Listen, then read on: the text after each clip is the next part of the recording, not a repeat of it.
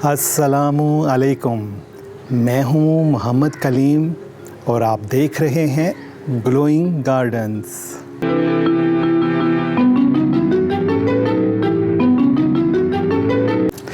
तो जी दोस्तों, हमारे आज के प्रोग्राम का मौजू है ग्लोरियोसा लिली।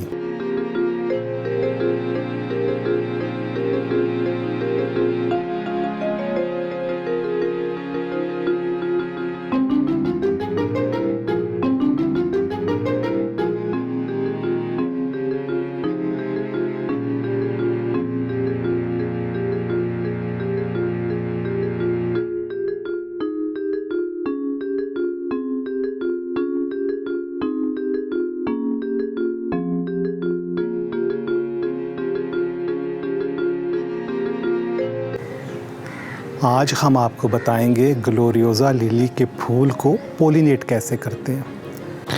ये जो वैरायटी है इसका नाम है ग्लोरियोसा कार्सोनी।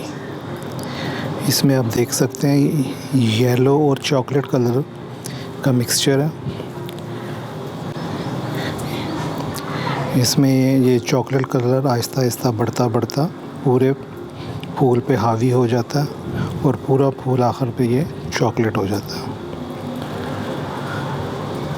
तो आज हम इस चॉकलेट को एक नई वैरायटी के साथ क्रॉस करेंगे।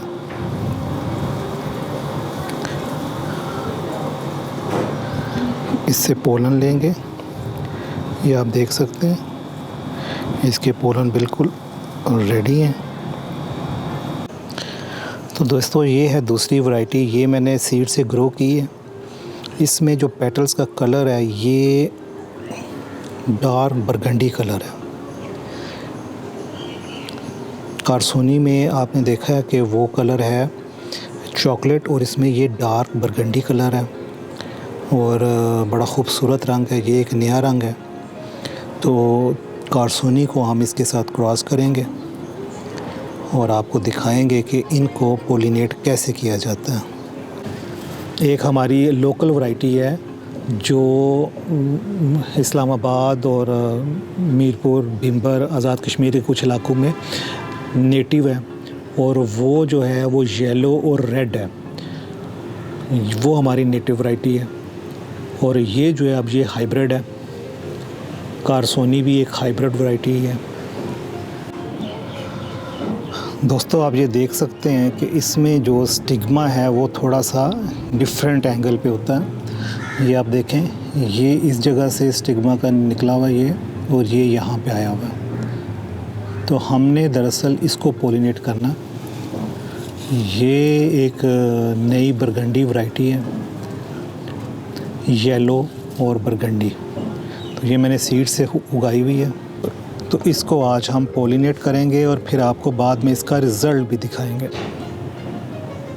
ये वो पोलन है जो हम दूसरी वैरायटी कार्सोनी से लेके आए हैं। तो अब इसको हम पोलिनेट करेंगे।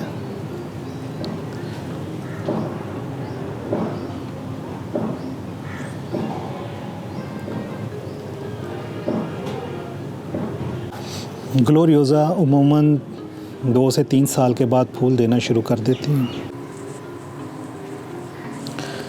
तो ये देखें दोस्तों, ये सीड पॉड तकरीबन तैयार होने वाला। हम अपने अगले किसी प्रोग्राम में आपको ये भी बताएंगे कि इन बीजों को हम कैसे उगाते हैं। मुझे उम्मीद है दोस्तों आपको हमारा आज का प्रोग्राम पसंद आया होगा। इस तरह की अच्छी वीडियोस देखने के लिए हमारे चैनल को सब्सक्राइब करें और बेल आइकन को प्रेस करें। अगले प्रोग्राम तक के लिए इजाज़त दीजिए। अपना ख्याल रखें, अपने पौधों का ख्याल रखें और अपने प्यारों का ख्याल रखें। अगले प्रोग्राम तक के लिए खुदा हाफिज़।